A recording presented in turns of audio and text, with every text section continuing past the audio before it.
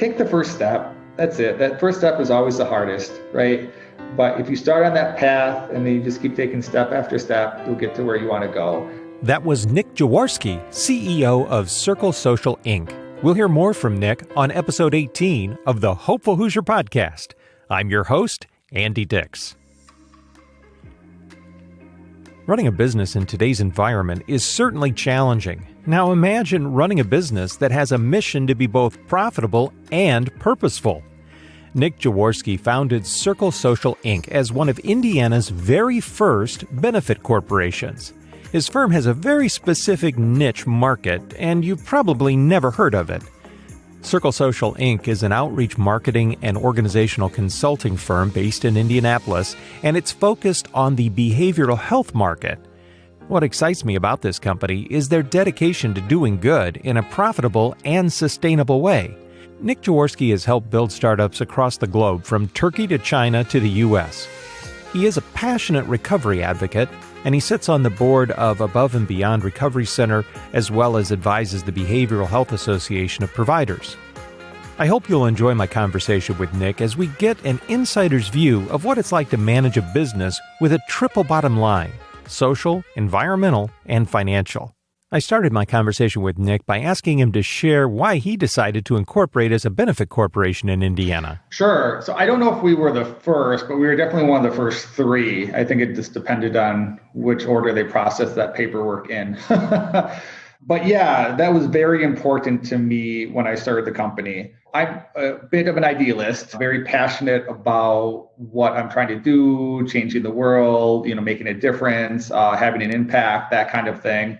And so when I started the business, I was familiar with a B Corp, and that was an expensive option for me at the time. You have to go through a pretty lengthy process. You have to pay, I think it's a couple thousand if I remember, but I didn't really have any revenue at the time, right? Because I was starting the company and we didn't really have any history to submit documentation for. And then I started researching and found out that there was this benefit corp certification or incorporation that you could get through the state. And it turned out at the time that Indiana had just opened it. And so this was brand new for Indiana. I said, okay, this is what I want to do. And the reason for that is there's really zero benefit to it from a business standpoint, from a tax standpoint. All that stuff is the same. You don't get any benefits for being a benefit corp. In fact, you have additional work that you have to do. So we are required by law to have a triple bottom line. We've got financial responsibility, we've got social responsibility, and then there's actually like an environmental piece in there as well.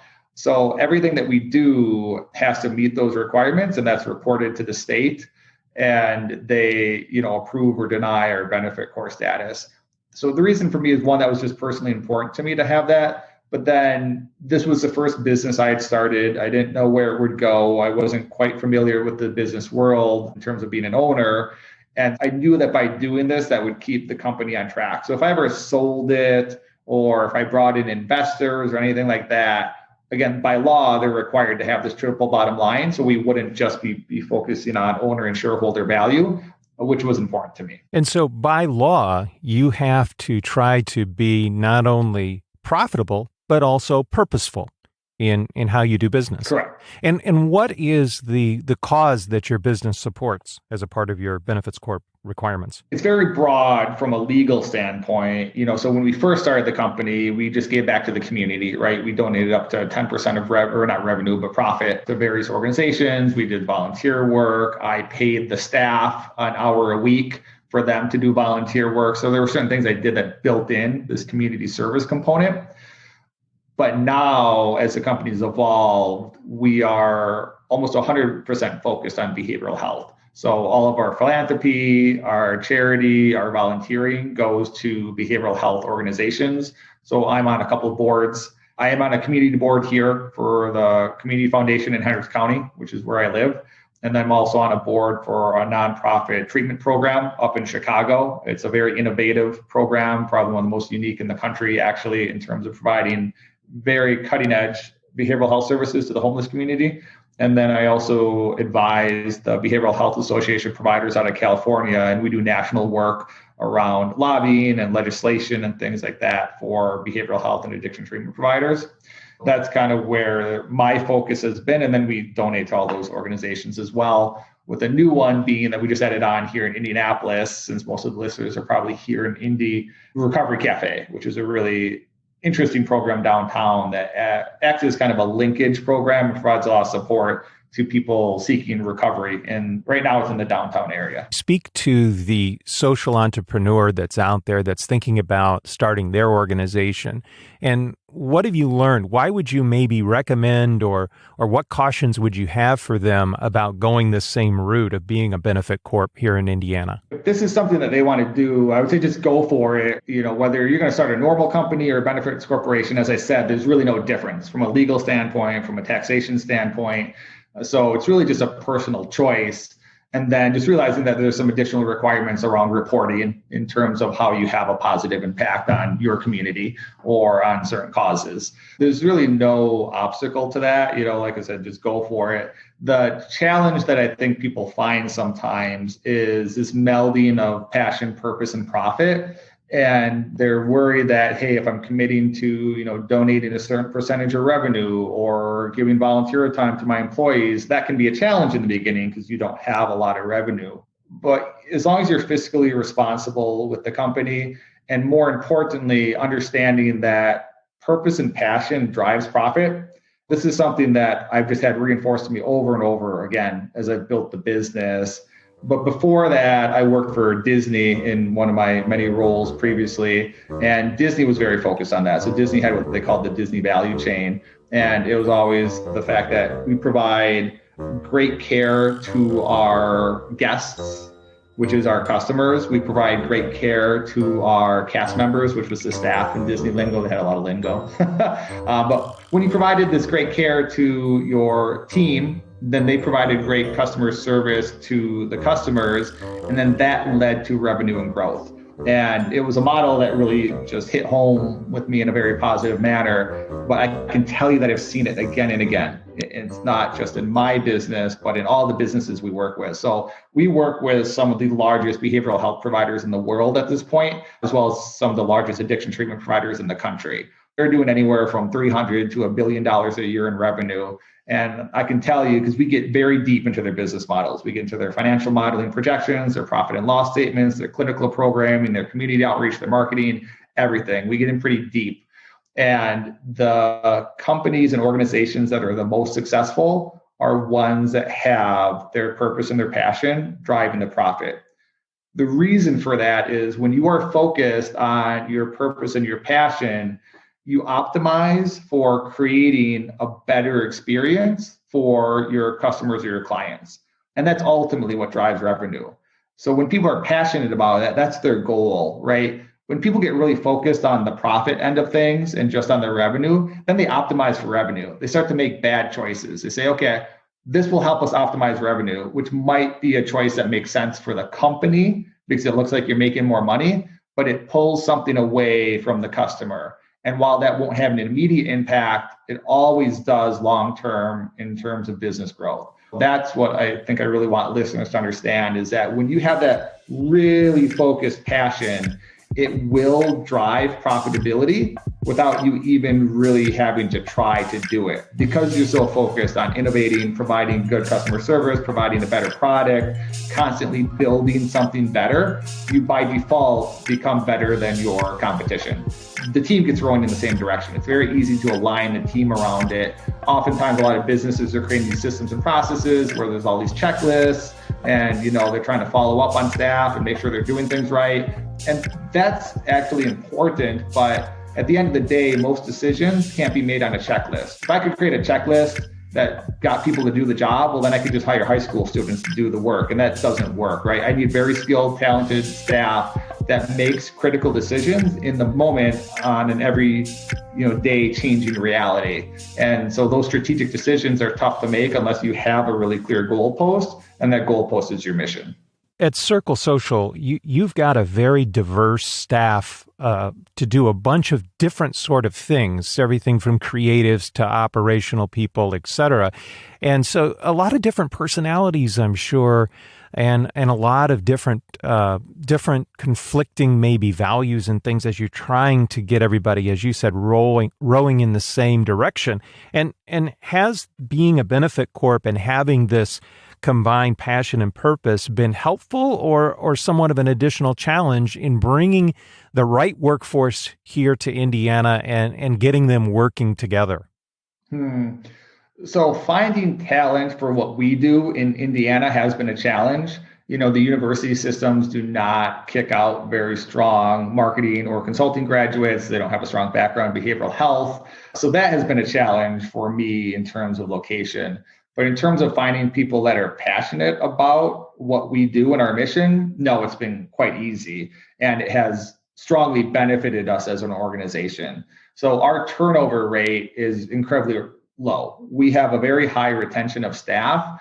And the reason for that, I believe, is, one, we try to support staff as much as possible and provide a good work environment and benefits and all that kind of thing. But at the end of the day, I think they really care about what they're trying to do. Most of my staff, I'd say almost all, have some kind of personal experience with themselves or with family or close friends with mental health and addiction issues. They really value the work that we do, and that's rare, right? So if I'm a web developer, or if I'm running search engine optimization, if I'm running a paid media marketing campaign, most places you're going to be running this for an e-commerce company selling t-shirts or a roofing company trying to find customers. And obviously nothing wrong with that, but you're not going to be very passionate about that, right? Whereas my staff is really passionate about what we do. We're very focused on making sure that we add value. And that's the key message that I always send to the team, is everything we do needs to add value to our clients as well as the potential patients that we're reaching. Any communication that we put out there, any page on a website, any marketing campaign, any image, the person that reads that, whether they become a patient of our client or not, they should walk away more educated, more informed than they did before they encountered our content. And so that kind of value add drives a lot of passion. Yeah, I think it has been quite beneficial to us in terms of keeping people focused, keeping people moving in the same direction. Everyone's aligned on values, so the value system and the culture is definitely growing in that same direction. We'll continue our conversation with Nick Jaworski, the founder and CEO of CircleSocialInc, after this brief message. And now a word from our sponsor, AD Growth Advisors Incorporated, an Indianapolis-based executive coaching and advisory firm. In 2019, the American Marketing Association released a comprehensive coaching study that revealed that nearly half of companies in North America use executive coaches. The study also found that coaching is associated with higher performance, and most of the coaching assignments focused on leadership development. I'm a board-certified executive coach, and I work with founders, CEOs, and senior executives of conscious capitalists, B Corps, and nonprofits. And I've found that a helpful ABC approach to personal and professional development and growth can be very effective. Working together, we create an individual growth plan that addresses the most valued needs in the areas of A, attitude, beliefs, mindsets, and motivation, B, behaviors, and C, core competencies and capabilities. If you're ready to get growing again and stay ahead of your role demands, then let's talk soon. You can call me directly at 317-538-3231. Once again, that's 317-538-3231. Or visit us on the web at adgrowthadvisors.com. Now back to my conversation with the CEO of CircleSocialInc, Nick Jaworski, on the Hopeful Hoosier podcast.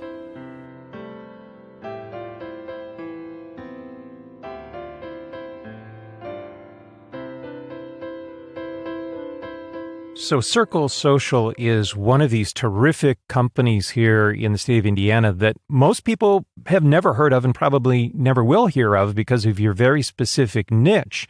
And so could you give us quickly your elevator pitch to explain sort of the mission, vision, and values for your company? You're right. I don't think most people will have ever heard of Circle Social because we just operate in behavioral health. And when you talk to most marketing organizations, they're jacks of all trades. They're trying to do everything to everyone. And one of our unique value propositions is that we deeply understand the field and the industry. So we understand how it connects to the bottom line. We know how it connects to patients. We know how it connects to clinical programming. It's just something that most marketing organizations don't understand. They tend to be very fluffy, right? They produce a lot of content. They're focused on, building relationships on social media. And for us, those things are only a piece of the puzzle. Unless those things translate into helping connect patients to the right quality care, then we're not doing our job. So elevator pitch, embrace, engage, enrich is really kind of our slogan, and we operate that for everything that we do. It's the way we look at community. It's the way we look at the team. It's the way we look at our clients and the patients and the communities of our clients. What we are really known for is our ability to analyze and understand the space and be able to help clients with growth strategies. So we make sure that there's alignment and integrity between every department in their business, starting with their main service, which is their clinical programming. Oftentimes, as organizations get bigger, they get siloed. The marketing team doesn't connect to the call team, which doesn't connect to the clinical program. And so that lack of alignment creates a lot of problems with clients and patients, because the marketing team says one thing, which may not be accurately reflecting what they get in the program. That creates dissatisfaction when they arrive. It can lead to things like bad word of mouth, bad online reviews, which have very serious impacts on these programs. So because we understand all the different pieces and then we understand the space, we were able to really get a lot of traction and bring on a lot of heavy hitting clients fairly early on in terms of our growth. And so at this point, we have more data than any company in the behavioral health space that I'm aware of. So we have over $2 billion worth of behavioral health operating and marketing data. And that repository allows us to really comb through everything and say, hey, what works, what doesn't work? What percentage of revenue should you be spending on labor versus real estate versus standard operating expenses?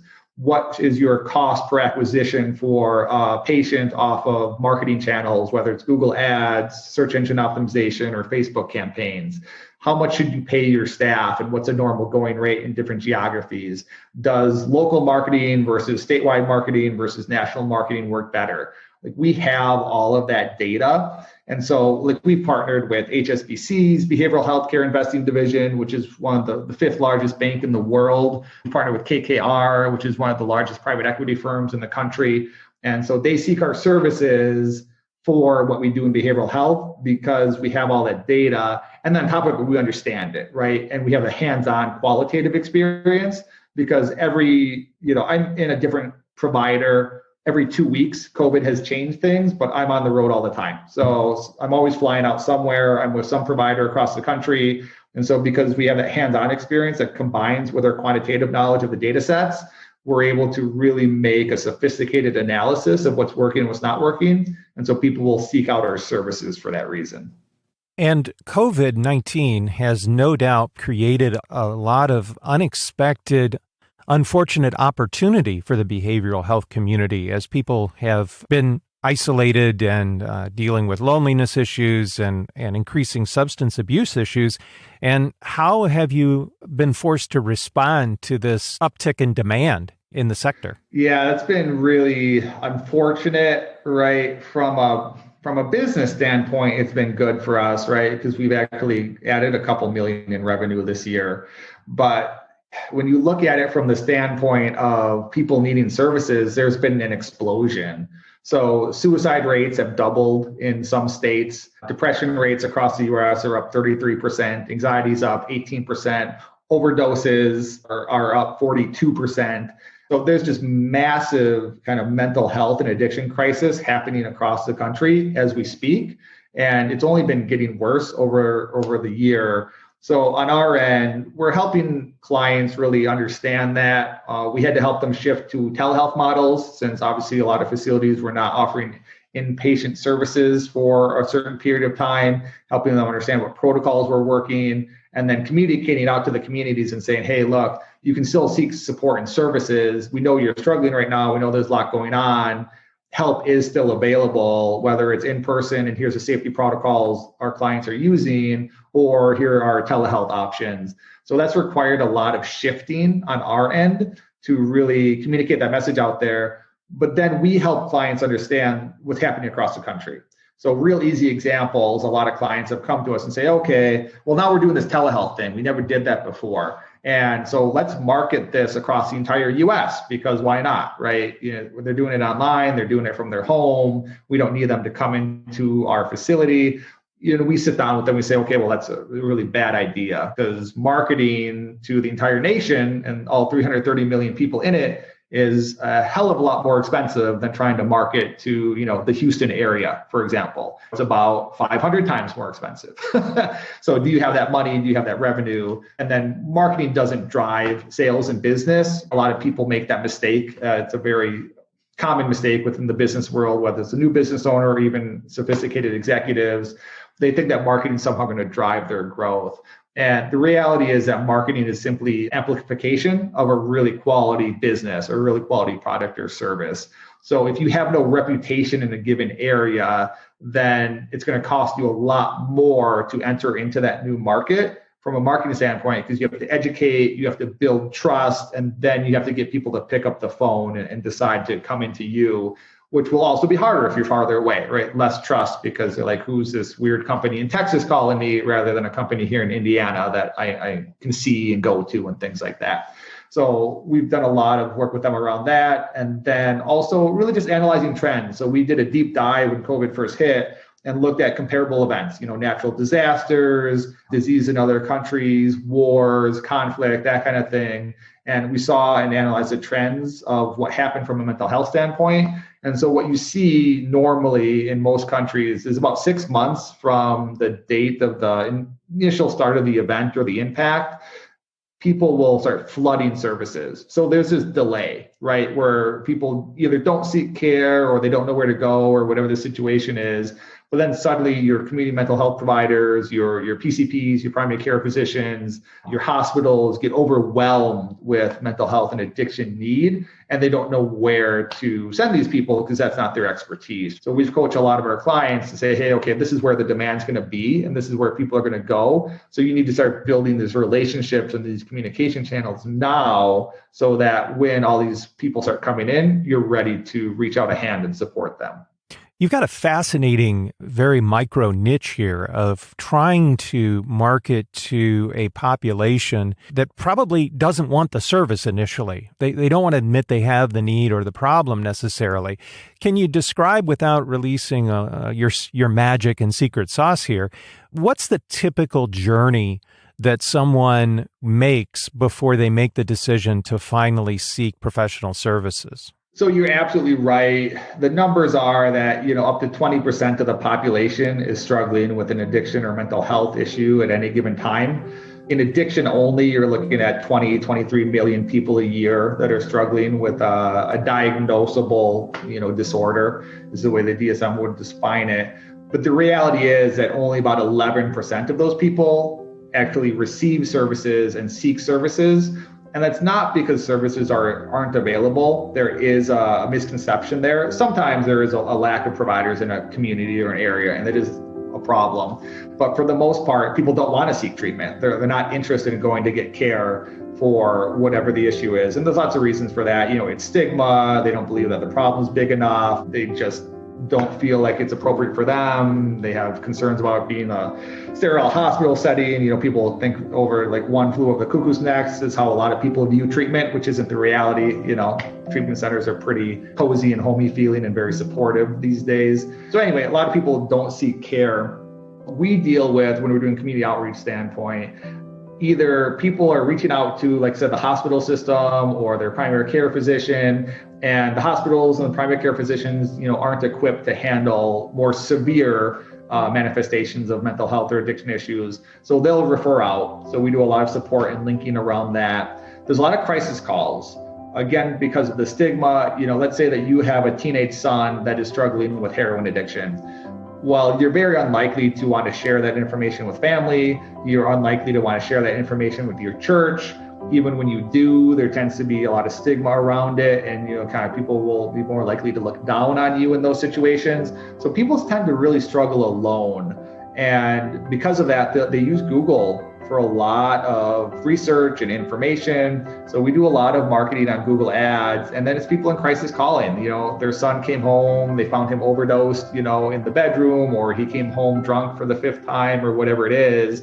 And so this has been going on for months or years by this point. They rarely call the first time. It's usually been a developing situation. And so it's a crisis call. And they say, okay, my son's ready to go, or I'm pushing him in, or whatever the situation is, what do I need to do to get him in? So that's a big piece of what we're doing, is making sure that we're there at the right time in the right place, and then helping our clients, have those compassionate conversations on the phone to let people know what the next steps are. That's a big deal. And then on the other side, there's a big education component. So we do what's called direct response marketing through channels like Facebook and Twitter and LinkedIn. And what these channels do is they allow you to do behavioral-based retargeting. So, we could do a whole hour or 5 on the scary data that's collected within these platforms. But basically, every time you click on something, every time you visit a web page, that information is tracked and recorded, right? Not with your name, not with your data, but just from a cookie standpoint, using your IP address. When someone reads an article, we know that, and then we can send them a follow-up article, right? So if we see them read an article on addiction, then we can send them a follow-up article on what quality addiction treatment looks like. And then we know if they read that one. So if they read that one, we can send them a follow-up saying, testimonials from the provider and other alumni that have been through the program, and letting them know that it worked for them. And, it's a good program for these kind of people or these kind of problems. And then again, we can see if they watch the video, and we can see how much of the video they watch. We can see how much time they spent on the page. Like I said, it gets kind of scary from a data tracking standpoint, but very, very granular data on what people are doing and what they're engaging with. And so we use that behavioral-based strategies to then help them work through a decision-making process faster. Because our goal is to get them care before it becomes a serious issue. And that's your biggest problem, is so many people wait. Right. And so if we can get them care and say, hey, okay, I'm going to get ahead of this. I'm going to seek treatment for myself or a loved one before I'm hitting bottom, before I've lost my job, I've lost my insurance, all these other kind of things. That's going to help that individual. And so we help them try to make that decision, or at least analyze those options and weigh them and decide what the best choice is for them through the way that we do the retargeting strategies online. So your company is growing at a really rapid pace. Yeah. And what do you think is sort of your ideal vision for the future? What's it look like? Great question. So our vision and my vision has always been to reshape the field of behavioral health. There are a lot of challenges in it. Business models aren't very good, a lot of waste in terms of revenue and finances, which leads to an inability to grow, an inability to provide higher quality services or hire better staff. So you have to have good revenue to be able to do these things right for the patients. So that's a business model standpoint. Clinical programming hasn't really changed in a couple decades. It's really kind of stuck in a rut. And so I have a lot of focus when we go into providers about giving them suggestions on providing better clinical programming. And then we also get really deep into the data, and the data really informs outcomes and treatment. So within healthcare in general, not just behavioral health, there has been a lack of evidence-based outcomes that's informing how treatment is provided. None of this data has really been collected. And because it's not collected, we can't tell you which approach is better than any other. I'm really focused on building out these data models. So moving forward, what we're really trying to do is build out that additional data set and then allow the providers to get access to all of that data so that they can make what's called feedback-informed clinical care, so that their program gets better and better. And everything that we do is just focus on reshaping and improving the space. So I'm always like, what information can we provide? How can we get out there? How can we help people understand addiction and mental health? How can we help them understand what good treatment looks like? Because that's important. There are, unfortunately, a number of low quality providers out there. And so you have to be very careful about where you go. So anything we can do to improve the space is really the goal. And the business growth just comes along through that process because we're always trying to find innovative solutions to problems that patients are facing, to problems that facilities are facing. And as we find solutions to those problems, that attracts clients. What excites you most about the future you're creating? I'm really passionate about the content we provide and the content we provide to the field, both in terms of, what we're putting out there on podcasts and blogs and emails and things like that, but then also with the hands-on work. I'm talking to CEOs all the time. I'm talking to clinicians in the space all the time, and just sharing ideas and sharing tactics. And so that growth really excites me. So let's talk a little bit about how you came into this space, because your passion is just palpable. Tell the story of how you became this person. So there's a couple different pieces to it. So I went through addiction treatment programming when I was like 18 or 19. I had a couple DUIs, court system pushed me in, and it was a really negative experience. The clinical program that I went to was just not run very well, untrained counselors. I mean, literally what happened is you'd walk in and it was like an AA meeting. Most people are probably familiar with AA meetings from movies or personal experience or whatever.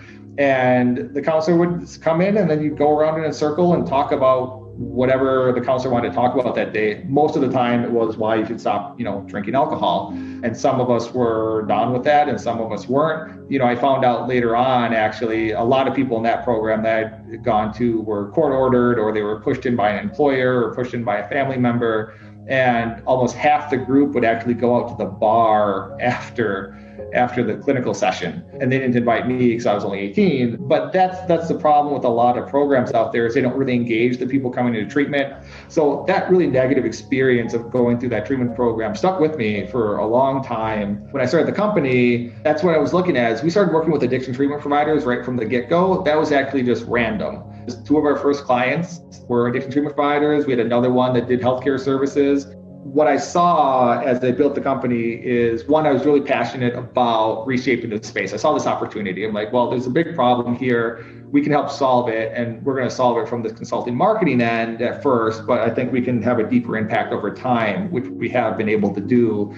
One other piece of it was the addiction treatment space. There are some shady players in it, unfortunately. There are providers out there that just don't care. They saw a revenue opportunity, they built a treatment provider, and they could care less about the clinical quality of the programming or who's coming in or anything like that. That really bothered me, because when we started getting into the space, I learned all about that. And I was like, well, we got to get these guys out of here. And one way you can do that is by identifying really quality providers and helping them, because the people that were in it for the wrong reasons from the business end tended to be better at business, right? They tended to be better at marketing. So the least quality providers tended to be the ones you were most likely to see on Google, the most likely to see through an ad, on social media, whatever the case may be. And these other providers that weren't good at marketing had their hearts in the right place, but they tended to be clinicians. Maybe they didn't understand business, they didn't understand marketing. So we fit that gap. We came in and said, hey, we're going to support you on the marketing, the business growth end, areas that you're not strong. And we're going to help you beat out these guys that don't care about the clinical aspect. So we're going to make sure that patients get connected to the right quality care. I think those were kind of the main elements that allowed me to build the business and that have kept my passion in that direction. You've been in Indiana now as an adopted Hoosier for 5 years. You could run your business anywhere. You have a global perspective. You've lived around the world. You've worked around the world. You still do.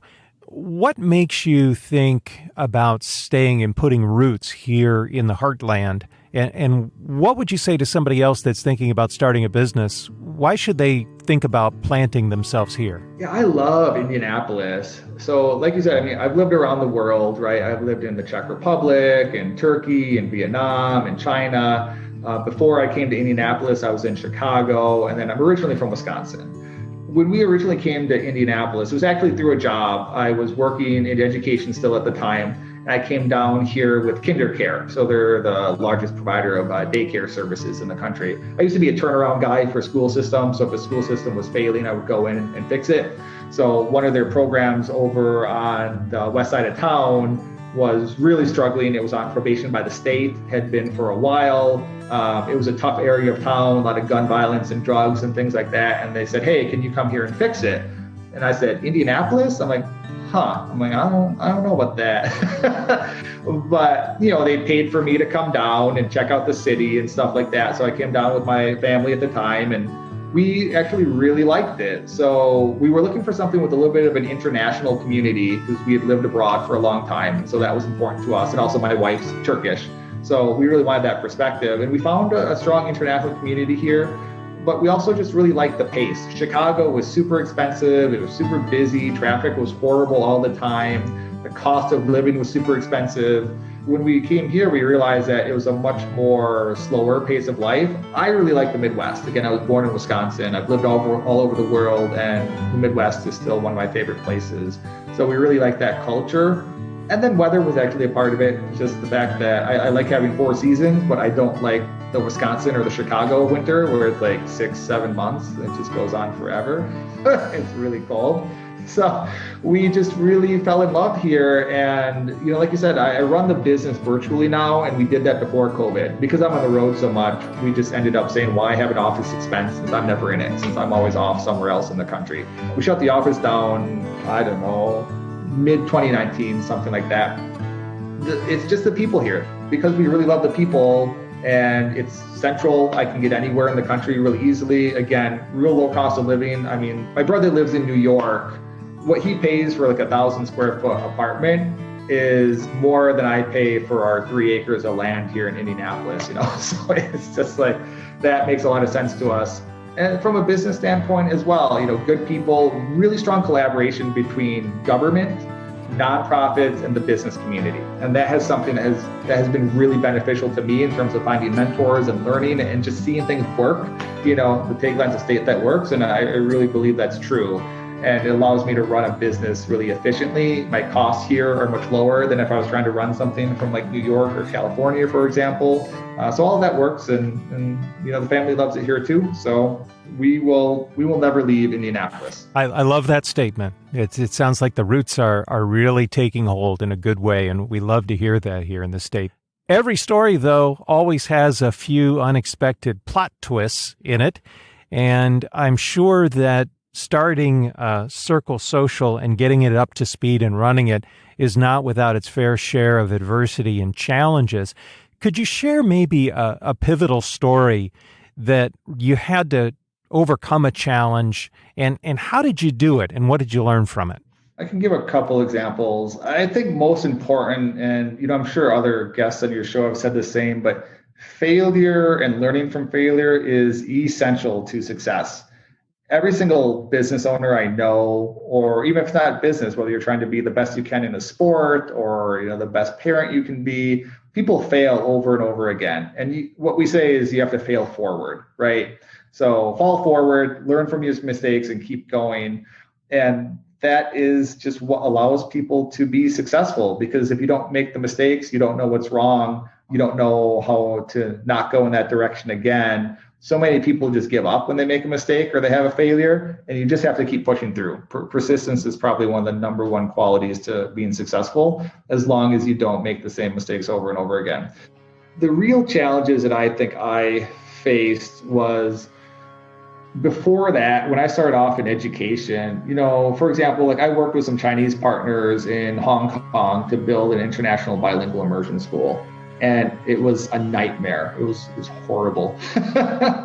Chinese business is very different. And so I had been working for Disney in China for a couple of years. And at Disney, I was somewhat sheltered from the Chinese business community because, it was a Western company and they really had a strong arm and kind of enforcing their culture and their ways on things for the most part.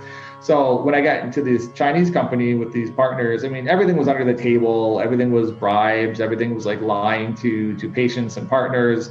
And so most of my time was spent fighting with the board, because I'd lived in China for a while. So, I was familiar with some of this stuff happening. And so when I had gone in, I said, okay, well, here's my requirements to come into this position. I expect us to be 100% transparent. Here's how we're going to operate. And they're like, yeah. And then I get in there and it's complete opposite. So I basically just spent 6 months like being in fights with the board until they finally just said, okay, we're done. We're not doing this anymore. You're out. And so then, I'm sitting in China. I don't have an income or a salary. And I'm just like, well, geez, what do we do now? And so you just had to pick yourself up and dust yourself off and learn from the experience and say, okay, well, I know I don't want to really work with the Chinese business anymore. So what do we want to do? And so I started reaching out to some contacts in the States and, got some employment going that way. And we flew back and rebuilt our lives here. But that was hard, right? It was a huge challenge. We had to fly across the world. We had to pack up all of our belongings. We had to leave all of our friends and kind of everything that we built in China behind. and then restart in a completely new city because I had to go where the job was at that time, right? So we landed in Chicago, not because I wanted to go to Chicago, but just because that's where the job offer was. And we didn't have a whole lot of money at the time. So we were really living hand to mouth for the most part. And so that happened before. When the 2008 financial crisis hit, I was coming back from Vietnam and moving back to Turkey, and a job lined up and a house lined up. A lot of employers for expats provided housing. And literally 2 days before I was supposed to land in the country, they said, oh, hey, this crisis hit. We're changing everything. We don't have a house for you and you're not hired. You're going to have to find your own job. And so I literally landed in Istanbul 2 days later with about $400 to my name. I had no money. We were working on our marriage. I was engaged at the time. So I was staying with my wife's family about an hour and a half outside of Istanbul. And so I would have to get up at 5 a.m. every single day, get on the train to Istanbul, which was an hour and a half, and then go job hunting. And then eventually I found a job, but because I couldn't afford to go into an apartment, this job didn't provide housing. I still had to live with my wife's parents for another, I think it was 4 or 5 months. So for 4 or 5 months, I got up every single day, 5 a.m., traveled to Istanbul, worked until about 9 p.m., and then traveled back. It was just exhausting. But you got to do what you got to do to make it work. And all of that struggle, all those challenges have really forged me and allowed me to be the person that I am. And something that I like to bring up in these conversations is that's the same way that we internally look at addiction and mental health. Because people will say, oh, well, you were struggling with addiction issues when you were young. How did you overcome that challenge? And I'll say I loved it. The ability to look back and see that success and see what I've become and built since then. And I wouldn't be where I am without those failures and the pushes and the struggle that I had to make. And so I'll often tell people, imagine that you're really struggling with addiction. So I'm going to put you on the street. You have no money. You have broken all your family ties. They don't want to talk to you anymore. You have no health insurance. And on top of this, you have a $500 a week cocaine habit. Now go figure it out. 99% of people in the US can't do that. When people do start to find recovery and recover from severe mental health or addiction issues, they have this resiliency that they've demonstrated. They have so much that they've learned about themselves and the challenges that they can overcome and how resourceful they can be, and just what they can survive and work through, right? The failures that they can overcome. That should be seen as a source of strength and not as a period of weakness. And sometimes people look at past failures as a weakness, and they shouldn't. They should look at it as, how much stronger did I become because of this? So, Nick, what would you say is your personal definition of success then? I guess it's twofold. It's one, providing for yourself and for your family. And then it's two, having a positive impact on the world and changing it. I think those two things are probably the most important. There's a lot of status symbols around success, that people seek out. And I'm just not really interested in those. What I'm really interested in is how do you have a positive impact? And then that translates to the wider community as well as to yourself and your family. So what makes you most hopeful about the future then? Like I said, I'm always optimistic. There's always a solution to a problem, right? So whether you don't like the political environment or you're worried about climate change or it's COVID, right? At the end of the day, there are solutions out there, and there's going to be pain and there's going to be struggle with anything, but that's part of life. And so I'm very hopeful because I think people are resilient and I think people are resourceful. And while we will continue to encounter problems as a community and as I think a race on the entire planet, we're eventually going to be able to find the solutions to overcome those challenges. So that makes me hopeful all the time. So what would you hope someone takes away from our conversation as maybe the most important thing to remember about what we've talked about today? I think that you can really achieve whatever your goals are as long as you're, one, willing to be persistent, and two, understanding the sacrifices that you'll probably have to make along the way. Again, it's about finding that balance. We can't have our cake and eat it too. We really have to choose what our focus and our passions are. And like even for me, I do spend a lot of quality time with my daughter and my family, and that takes my time away from business growth. I guarantee you we could be 2 to 3 times the size we are today if I spent all day, every day focusing on the business. But that's not of interest to me. That's not what I want to do. If you want to start something, if you want to grow something, Just stay focused, stay persistent, and as long as you learn from any mistakes that come along the way, you will absolutely achieve success. And I think I do want to mention something there because I deal with this all the time with clients and newer people trying to start companies. They're so focused on revenue and money as a success metric, and they want to be successful tomorrow.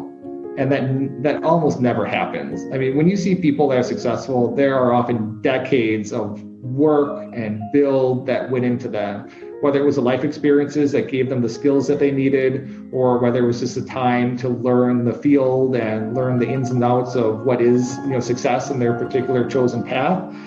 And being realistic and understanding your numbers. I talk to these people that want to make $1 million a year. Well, 0.3% of the U.S. population makes, $1 million a year. It's a very, very unrealistic goal. Most businesses grow at a rate of somewhere between 10 and 20% a year. So if you want to go from $100,000 in revenue to $1 million in revenue, you should expect that it's going to take you a couple of years at a 10 to a 20% growth rate. You're not going to do that overnight, which is what people always hear about it, and I think in the stories and the news. And yeah, every once in a blue moon, that kind of stuff happens.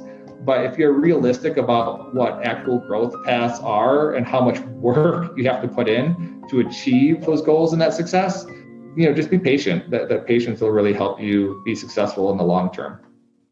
Nick, what challenge would you like to issue to our listener who's been with us through our conversation to challenge them to do their part to make their positive difference for us here in the state of Indiana? Take the first step. That's it. That first step is always the hardest. But if you start on that path and then you just keep taking step after step, you'll get to where you want to go. I think there's so many people that I talk to that are afraid of taking that first step, especially, and then sometimes the next step. They're scared to hire staff. They're scared to ask for what they're worth or ask for what they need to actually be able to provide a quality service. They're scared to learn new things, right? They're scared to ask people for help. And you just have to take that step. Leave your inhibitions aside, take the step, and make the impact you want to make. And that's what makes you a hopeful Hoosier. Yeah.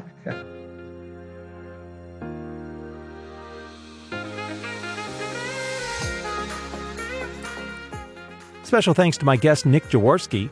You can learn more about Social Circle Inc. at socialcircleinc.com. If you found value in today's episode, I would greatly appreciate your positive ratings and comments wherever you download your podcasts. It greatly helps us to spread our hopeful message.